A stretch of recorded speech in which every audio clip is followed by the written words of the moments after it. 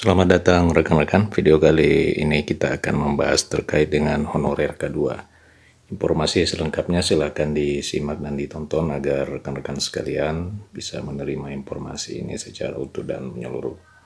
Rekan-rekan, Mardani Ali selaku anggota Komisi 2 DPR RI yang selama ini merupakan komisi yang menangani persoalan tenaga honorer, angkat bicara terkait dengan persoalan tenaga honorer. Ia menyatakan dan menginstruksikan untuk segera mengangkat honorer kategori 2 supaya honorer kategori 2 ini tidak tergeser oleh oknum yang memanfaatkan kedekatan dengan seorang birokrasi. Permasalahan honorer saat ini seakan menjadi pekerjaan rumah tersendiri bagi pemerintah. Sebelumnya pemerintah telah berencana menghapuskan honorer yang akan direalisasikan pada 28 November tahun 2023.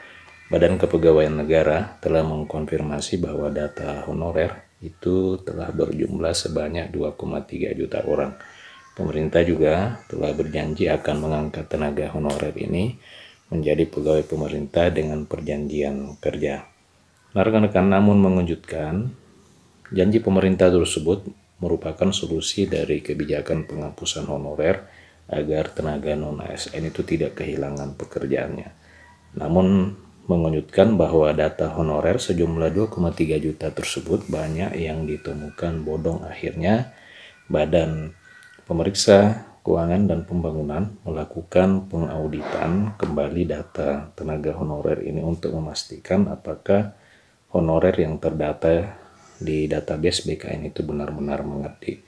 Mengetahui hal tersebut, Mardani Ali menekankan kepada Kementerian Pendayagunaan Aparatur Negara agar secepatnya bisa mengangkat dan memperhatikan tenaga honorer kategori 2 ini, setidaknya bisa memprioritaskan mereka di dalam seleksi pengangkatan honorer menjadi aparatur sipil negara, apakah itu pegawai pemerintah maupun pegawai negeri sipil.